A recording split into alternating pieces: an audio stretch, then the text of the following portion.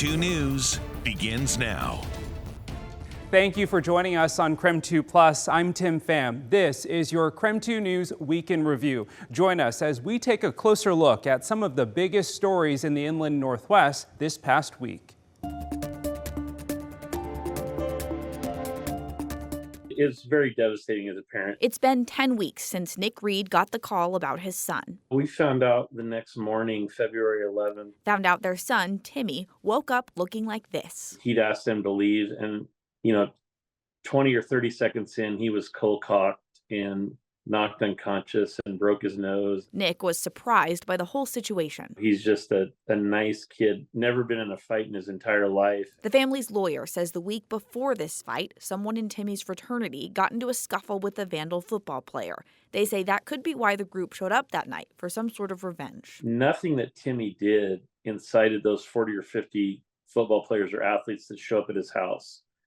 He had nothing to do with anything the week previous. Since, the university and police have been investigating. I know the police investigation's ongoing, but we feel like the university could have done more. The University of Idaho said today they are taking this seriously. They said, quote, "Anytime the safety of any students comes into question, we are deeply concerned and work to understand the facts and take action accordingly." The Moscow police also updated us today, saying they still have one more search warrant they need to serve in their investigation. In the meantime, the Reeds are waiting for more concrete answers. Psychologically, it's been tough for us and him.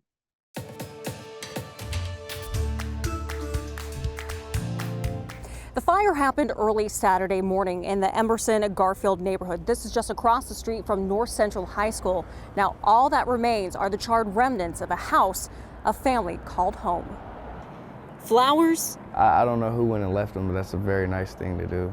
And police tape line what's left at the Desay home.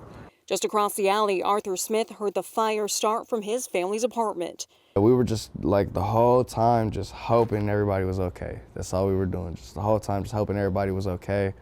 However, as of Tuesday afternoon, the fire claimed the lives of Robert Desay and his wife, Ariel. Their 2 young sons, Aiden and Christopher, remain in critical condition. The family says they're unlikely to survive. According to the Spokane Fire Department, an electrical malfunction caused the fire early Saturday. Investigators found an extension cord in place of permanent wiring. The fire reportedly started on the front porch near the garage before spreading to the second floor where the family was. Smith says the fire grew quickly, leaving him worried it spread to his apartment complex. Because the way that it definitely looked like it was going to get caught onto this. If the fire department didn't get here as fast as they did, I really truthfully feel this for sure was in danger because it was spreading pretty fast. Spokane Fire says the house did not have any functional smoke detectors inside. Family members described the Desays as amazing, with a lot of love between them. As for Smith, he hopes the family's loved ones can find healing. It's very sad for them and their family and their people. Very sad for them. Wish there was something I could do to help them, Now, if you do want to help, a GoFundMe's been started for the family. As of Tuesday afternoon, it's raised over $15,000. In Spokane, Cody Proctor, KREM 2 News. The man police were looking for almost an entire day is a former Yakima police officer. His name is Elias Wizar. He ran from police with his 1-year-old son on Monday after officers connected him to 2 different murders. Investigators say he shot at Oregon State troopers, ended up crashing his car, and died from a self-inflicted gunshot. Take a look at this video here from when officers were able to rescue that 1-year-old baby Roman. That baby's mom is one of the 2 women that Wizar ended up murdering. The other woman was his ex-wife, Amber Rodriguez. She was a paraeducator at an elementary school. Police say Wizar shot her outside the school Monday afternoon, right as kids were leaving for the day. Then, later that day, police found 17-year-old Angelica Santos, baby Roman's mom, dead at Wizar's house. Prosecutors held a press conference today and said this is what they know about his motive right now. There were some pending criminal charges, and of course that there were some domestic matters that were pending in court, but specifically as to the reason we're not aware at this time. So before all of this, Wizar was already facing charges for third-degree rape because of his relationship with Santos. Again, she was just 17 years old. He had met her and assaulted her while he was a school resource officer when she was just 15. Then she gave birth to their son, baby Roman, when she was 16. In the newsroom, Nicole Hernandez, KREM 2 News.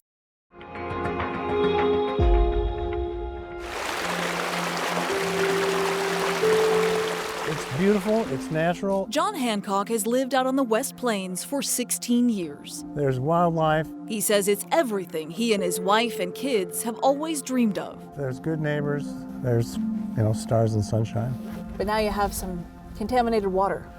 We do. It was 2017 when Fairchild Air Force Base announced the discovery of PFAS in the groundwater.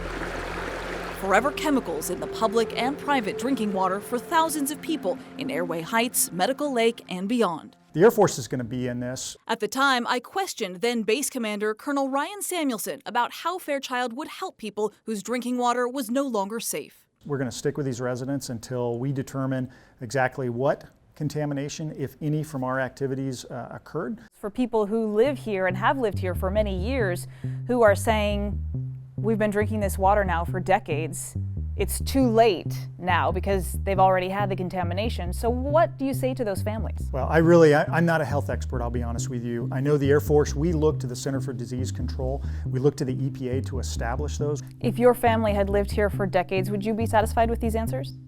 I'll tell you, if my family had lived here, I would be asking the same questions that you're asking me right now.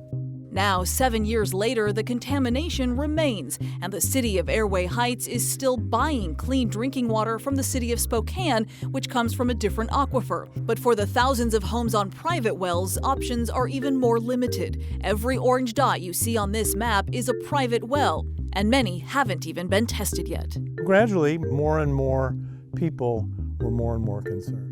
That concern is where the West Plains Water Coalition was born. Since 2017, 400 and something homeowner wells, about a quarter of them have had high enough PFAS levels to get this filter system brought in by the Air Force.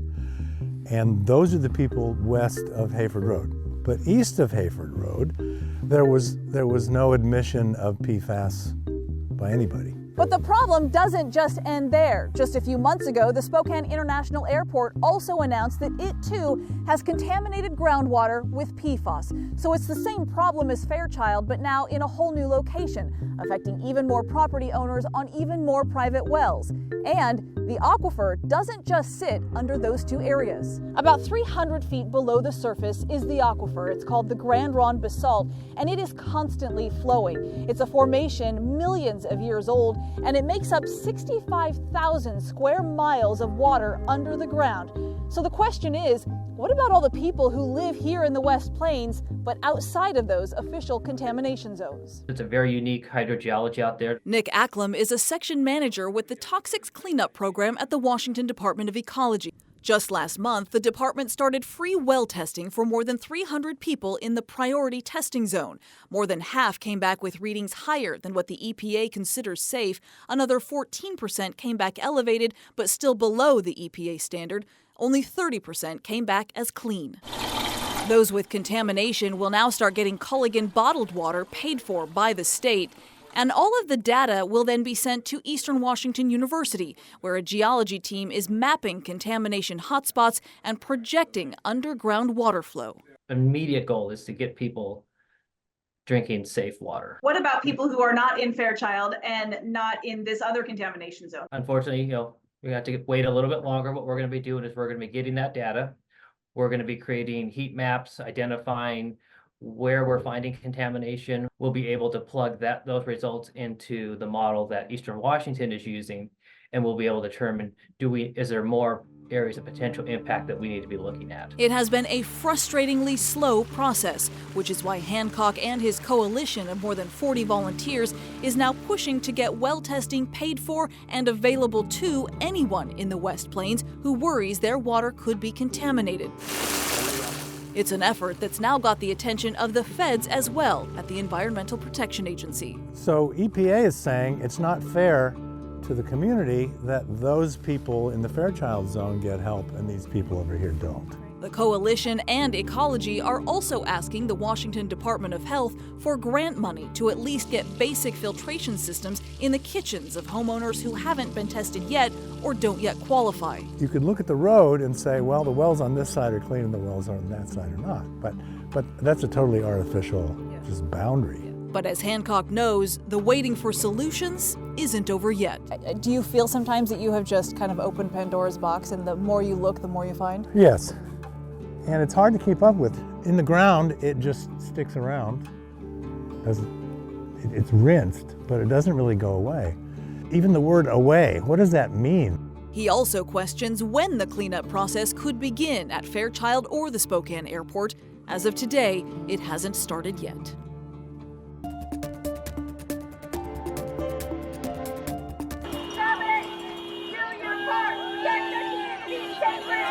Chants and car horns echoed outside of Sacred Heart Medical Center on Monday after hundreds of healthcare workers walked out to strike. One of them's respiratory therapist, Kiati Sayers, who says he doesn't want to be out here, but says doing so is worth it. I can't afford this. A week of this. They can't afford it either, but the statement is the message, and what we're trying to accomplish is way more important than a week of struggling to make payments on things. About 500 medical technicians are taking part in what the union representing them calls an unfair labor practice strike.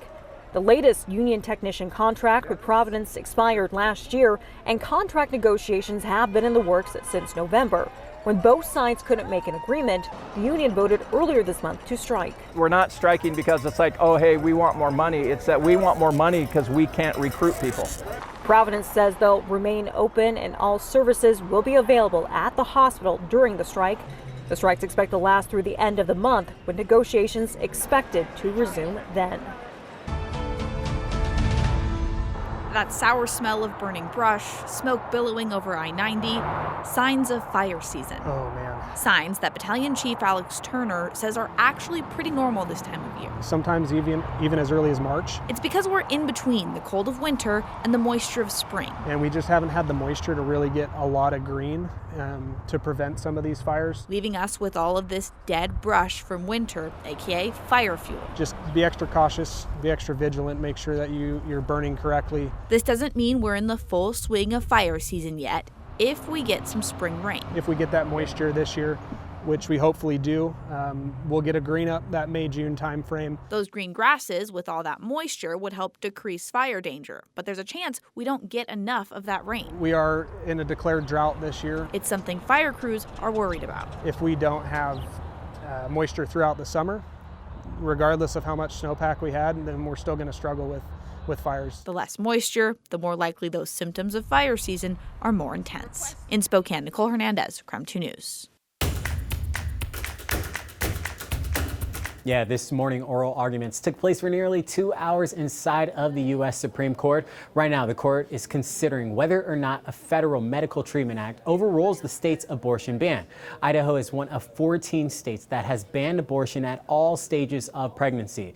The Biden administration argues hospitals must be allowed to terminate pregnancies in rare emergencies, like if a patient's life is at risk regardless of state laws. But Idaho says the definition of emergency is too broad and that their law is fully consistent with federal law, stating Idaho's law protects the lives of women and their unborn children, preventing doctors from performing abortions unless necessary to save the life of a mother or in cases of rape or incest. Throughout the oral arguments, there are both supporters and protesters of the state's abortion ban outside of the court. Abortion is never the answer. Abortion is not health care. Arguments for the day came to a close around 9 a.m. this morning, and the court is expected to have a rule on this matter by the end of June. Reporting in the newsroom, I'm Brandon T. Jones. So right now, landlords have to give renters 2 months' notice for rent increases. That's the minimum by state law. If City Council passes this ordinance, that would at least double 4 months' notice for increases 3% or less, and 6 months' notice for more than 3% increases. It all leads back to the same story. More than 1/3 of Spokane residents are cost burdened. From similar voices like Spokane City Council members. I believe that housing is a human right. Today, though, a new voice. It was running all over the place. Tyler Carlson, veteran Spokane landlord, says there's a bigger problem here. The city's trying to solve the symptoms of an affordability issue without really looking at the root cause. As always, comes down to supply and demand. Even when things slow down in the winter, it's still not going to sit on the market for more than a couple weeks. More demand than supply. Carlson says while this new ordinance would help tenants in the short term, it also could put landlords on the defensive. They'll probably start to bake in those rent increases. They're going to try to insulate themselves the best way they can into what they're feeling is a threat. Most of his clients aren't big corporations. They're families who own 1 or 2 extra homes. And they're maybe making $100, maybe $200 a month, but those are costs that go to maintenance of the property, they go to paying their taxes, which have all gone up quite a bit in the last 5 years. Those increases ending up coming out of renters' pockets. The ordinance says almost all Spokane renters pay more than the recommended 30% of their income to housing. And Councilmember Paul Dillon says 1/3 pay more than half of their income to housing. Today I heard from a gentleman who his rent was $680 before the pandemic. Now it's $1,700. Again, back to that same story. Spokane renters are struggling. Really, at the end of the day, I think one thing that we do share between renters and landlords is to keep people in their homes. This ordinance, while maybe not a full solution, would give people more time to find a new place to live if their rent goes up too much. The plan is for the City Council to actually vote on this ordinance in their next meeting. If it passes, these rules would start on June 1st. In studio, Nicole Hernandez, KREM 2 News. The Spokane Hutterite Brethren colony started unloading tons and tons and tons of potatoes here in Reardon on Friday. These are the potatoes they can't sell, and they didn't want to see them go to waste. So they're sharing these potatoes with their neighbors for free. Head down this dirt road off Highway 2, and you'll find heaps and heaps of blessings. 250 tons of potatoes in this empty field all add up to one act of kindness. Manna from heaven. Yeah, potatoes from heaven. Word about these spuds spread quickly online, leading hundreds of people to this spot, taking bags and even truckloads of potatoes home. Potatoes! Oh yeah, I'll use them up. Very cool of local farmers to do this. The Spokane Hutterite colony says a significant percent of their potato crop won't be purchased by buyers this year. They say it's due to inflation and that many commercial restaurants already have an overabundance of potatoes. I'm going to plant it. That's why these russets and Yukons are free for the taking. They could have just thrown it in a field to rot, but it was their intention to get back. There's no need to count your blessings here. Your neighbors hope you'll simply take what you can and share the rest. In Reardon, Amanda Rowley, KREM 2 News.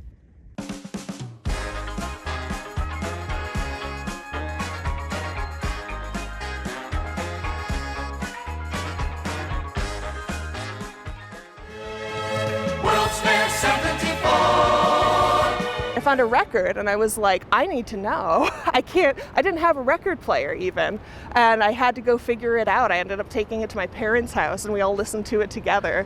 The world will be on display on the Spokane River shore. This is Dale sings songs of the fair city. The front is Expo 74, the A side. Getting ready for the World's Fair, Expo 74.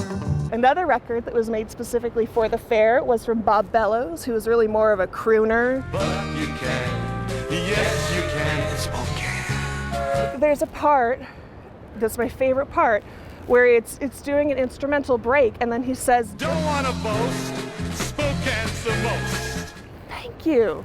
That's great. Even though he's not from here, he has this genuine enthusiasm. And he actually came to the fair, as did Dale. My family moved to Spokane in 1996, and I did not care at all about Expo. But when I moved back here about 2017, I really started to get into our history. I'm a big local history buff. I love Spokane history. One of my interests is Expo 74, which I got into mostly because I found a batch of souvenirs on eBay. They were strange, and I really wanted to understand the context. At the Energy Pavilion, Up With People performed. Find me a more 70s thing than Up With People. This was associated with the Philippines Pavilion. This is the record from the Expo for singers, the Spokane Mormon Expo Choir. I started researching what each of these pieces was, and the more I dug, the more interesting it was. I feel like every piece that I pull on with Expo, I find something else that's really cool. My lilacs is Spokane.